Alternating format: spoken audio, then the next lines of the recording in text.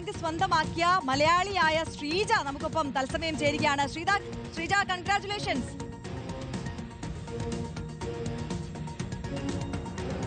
ശ്രീജ കേൾക്കാമോ? ഹലോ.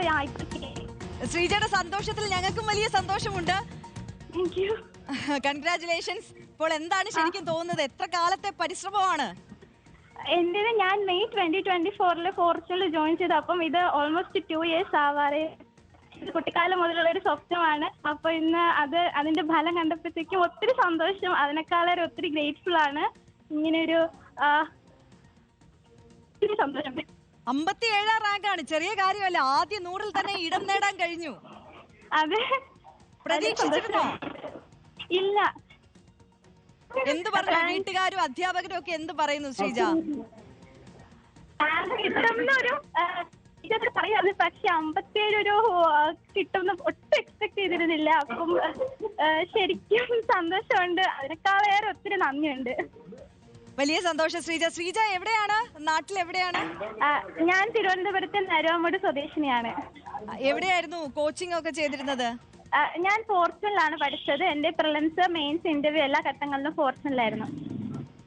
വളരെ ചെറുപ്പകാലം മുതലുള്ള ആഗ്രഹമായിരുന്നു അല്ലേ? അതെ അതെ. എങ്ങനെയാണ് ചെറുപ്പം മുതൽ തന്നെ കോച്ചിങ്ങും അതുമായി ബന്ധപ്പെട്ട പ്രിപ്പറേഷൻസും ഒക്കെ ആരംഭിച്ചിരുന്നോ? അങ്ങനെ പ്രത്യേകിച്ചൊന്നും ചെയ്തില്ല. കാരണം സ്കൂളും ഇതും കൂടെ മാനേജ് എനിക്ക് ഡിഫിക്കൽട്ടി ഉണ്ടാവും അറിയാവുന്നതുകൊണ്ട് ഞാൻ ചെയ്തിട്ടില്ല.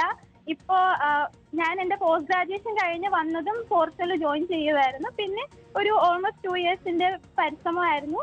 അപ്പം ഫസ്റ്റ് അറ്റംപ്റ്റിൽ തന്നെ കയറി. അതിൽ സന്തോഷമുണ്ട്. ഏതായിരുന്നു പ്രധാന വിഷയമായി എടുത്തിരുന്നത് ശ്രീജ? ഞാൻ BA MA പൊളിറ്റിക്കൽ സയൻസിലായിരുന്നു.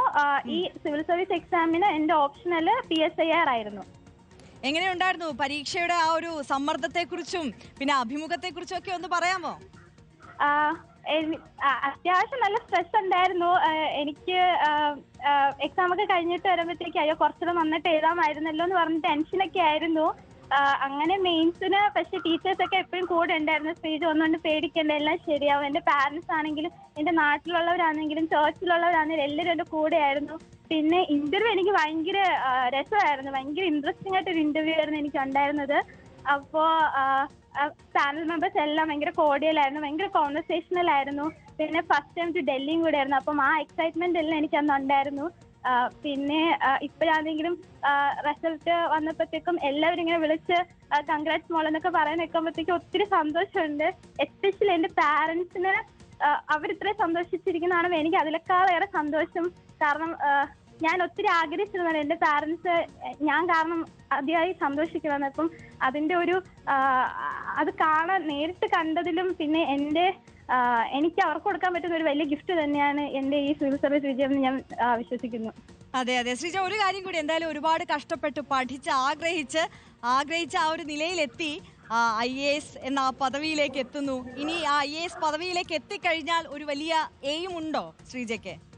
എന്റെ ആഗ്രഹം ഇന്ത്യൻ ഫോറിൻ സർവീസ് ആണ്. ഞാൻ അതാണ് ഫസ്റ്റ് വെച്ചേക്കുന്നത്. അപ്പം 57 കിട്ടിയത് കൊണ്ട് തന്നെ ഇന്ത്യൻ ഫോറിൻ സർവീസ് എന്തായാലും കിട്ടുമെന്ന് എന്റെ ടീച്ചേഴ്സ് എൻ്റെ അടുത്ത് പറഞ്ഞു.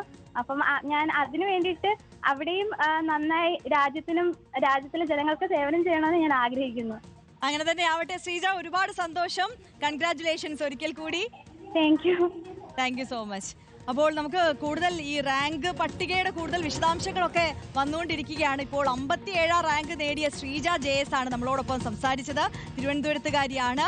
2 വർഷത്തെ പരിശ്രമമായിരുന്നു. ഇപ്പോൾ റാങ്ക് ലിസ്റ്റുകൾ നമുക്ക് മുന്നിലേക്ക് എത്തുകയാണ്. ആദ്യ 20-ൽ ഒരു മലയാളിയുണ്ട്. 18ാം റാങ്ക് നേടിയ ശ്രുതി R. ഒപ്പം 57ാം റാങ്ക് നേടിയിരിക്കുന്നത് ശ്രീജ JS ആണ്. ശ്രീജയോട് ഇപ്പോൾ നമ്മൾ സംസാരിച്ചു.